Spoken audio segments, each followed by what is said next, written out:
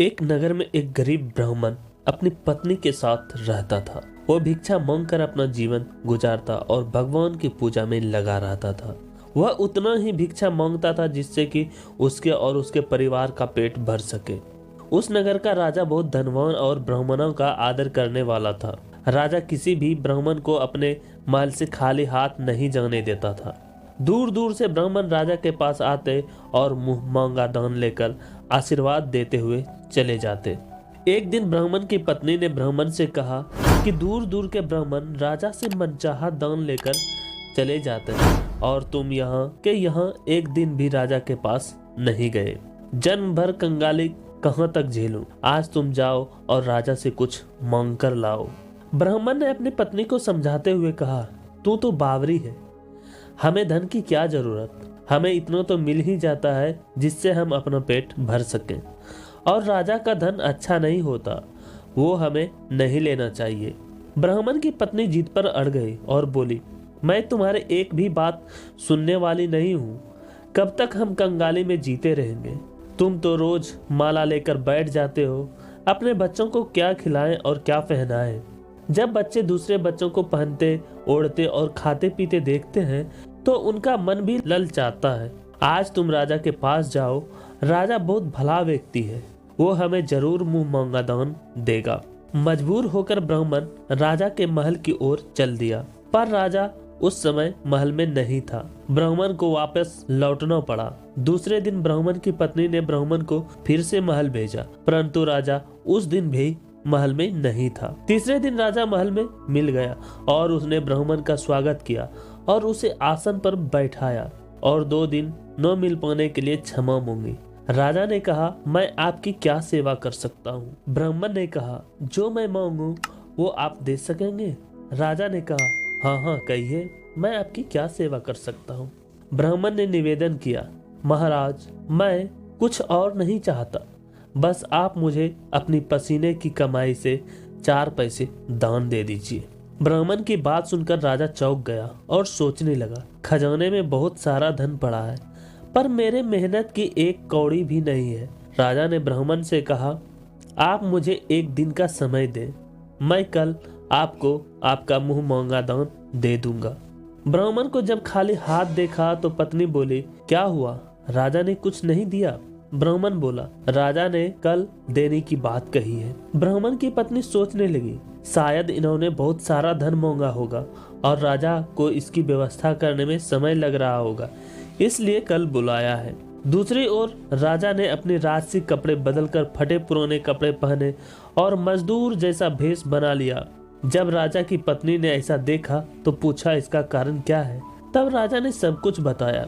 रानी बोली, मैं भी आपके साथ चलूंगी। राजा के हाँ कहने पर रानी भी पुरानी साड़ी पहनकर आ गई। इस प्रकार राजा रानी मजदूरी की तलाश में शहर निकले। लोहारों के मोहल्ले में जाकर राजा ने आवाज लगाई, किसी को मजदूर चाहिए, मजदूर। आखिर एक लोहार ने उन्हें बुला लिया, जो पहिए पर ढाल चढ़ाने की तैयारी कर रहा था। उसने राजा से कहा, देखो तुम्हें पहले भट्टी धोकनी पड़ेगी और जब आग आ जाए उसके बाद घन पीटना होगा।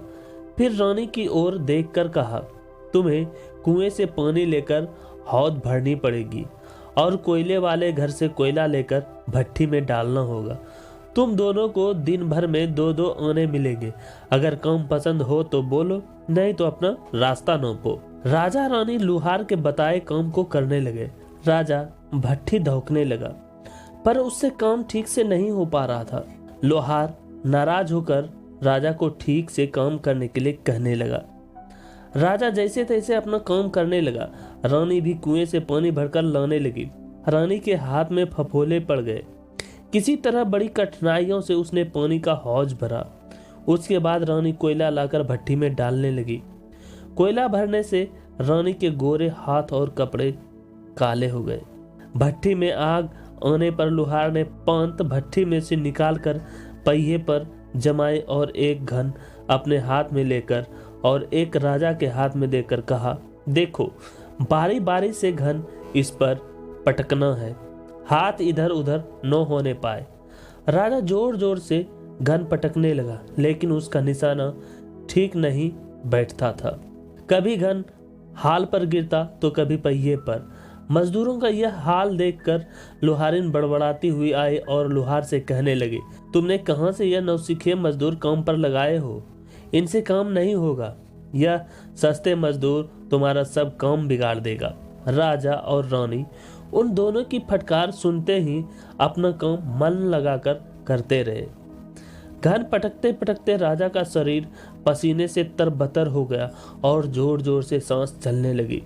रानी भी पानी भरते भरते और कोयला झोंकते झोंकते थक कर चूर हो गई। दोनों ने पूरे दिन बहुत मेहनत की। लोहार ने राजा और रानी को 2-2 पैसे दिए, जिसे वो बड़ी खुशी खुशी लेकर महल आ गए। आज उन्हें पता चला कि मेहनत की कमाई कैसी होती है। राजा ने 4 पैसे अलग रख दिए और अगले दिन ब्राह्मण को बुलाकर उसे दे दिए।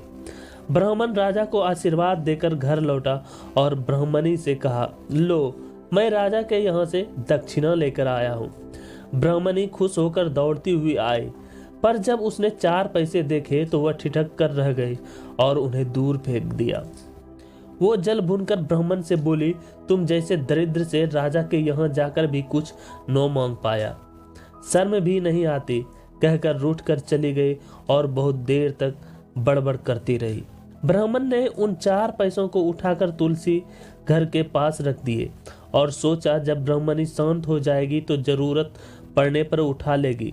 परंतु कई दिनों तक पैसे वहीं रखे रहे और फूल बेलपत्र ऊपर से गिरकर मिट्टी में दब गए। ब्राह्मण और ब्राह्मणी दोनों ही उन सिक्कों के बारे में भूल गए। कुछ दिनों बाद तुलसी घर में 4 पौधे उगे। चारों पौधे बहुत ही सुंदर थे। यह देख ब्राह्मणी रोज उनमें पानी डाल देती। 4 महीने बाद वो पौधे बड़े हो गए और उनमें फूल लगने लगे।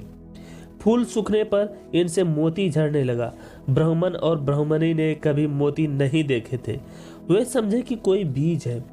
हर रोज कई फूल झड़ते और बहुत मोती पूरे तुलसी घर में बिखर जाते। ब्राह्मणी उन मोतियों को समेट कर घर के एक कोने में डाल देती। इस तरह वहां मोतियों का ढेर लग गया। एक दिन एक सब्जी वाली आई। ब्राह्मणी को सब्जी लेनी थी, पर उसके पास पैसे नहीं थे। उसने सब्जी वाली से कहा, क्या तुम इन चमकदार बीजों के बदले सब्जी दे सकती हो? सब्जी वाली ने देखा तो वो पहचान गए, ये तो मोती है। उसने खुशी खुशी ब्राह्मणी को उन मोतियों के बदले उसकी मनपसंद सब्जी दे दी। अब से हर रोज ऐसा होने लगा। ब्राह्मणी और सब्जी वाली दोनों खुश थे। सब्जी वाली यह सोचकर खुश थी कि मुझे 1 पैसे की तरकारी के बदले हजारों का माल मिलता है, और ब्राह्मणी यह सोचकर खुश थी कि इस बीजों के बदले सब्जी मिल जाती है। इस प्रकार कई महीने बीत गए। उधर राजमहल में कई राजहंस थे जो मोती चुगते थे। राजा का यह नियम था, जब राजहंस मोती चुग लेते थे उसके बाद ही राजा और उसका परिवार भोजन करता था। कुछ समय बाद राजा का सारा धन उन मोतियों और दान देने में खर्च हो गया। अब राजा को मोती खरीदने के पैसे तक नहीं बचे। यह खबर पूरे नगर में फैल गई।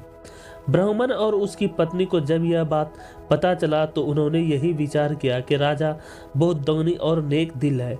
उसने अपना सब कुछ दान कर दिया, यहाँ तक कि शायद उनके पास खाने को भी कुछ नहीं है।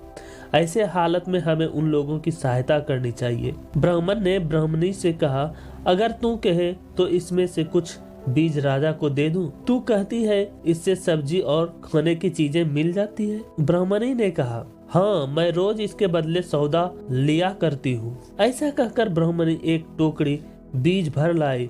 ब्राह्मण राजा के पास पहुंचा और उसे वो मोती दिए और राजा को सारी बात बताई। राजा ने उन मोतियों को देखकर चौंक गया। उसने मोती राजहंस को दिए। राजहंस उन्हें चुगने लगा। यह देख राजा ने ब्राह्मण से कहा, एक एक मोती सैकड़ों रुपए का है। सच बताएं, आपके पास इतने मोती कहाँ से आए? ब्राह्मण बोला, महाराज, ऐसे बीज तो हमारे घर पर बहुत हैं। और राजा को पूरी बात बताई। राजा अपने मंत्रियों के साथ ब्राह्मण के घर पहुंचे और उन चारों पेड़ों को देखा। पूछताछ में वह सिक्के वाली बात भी सामने आ गई।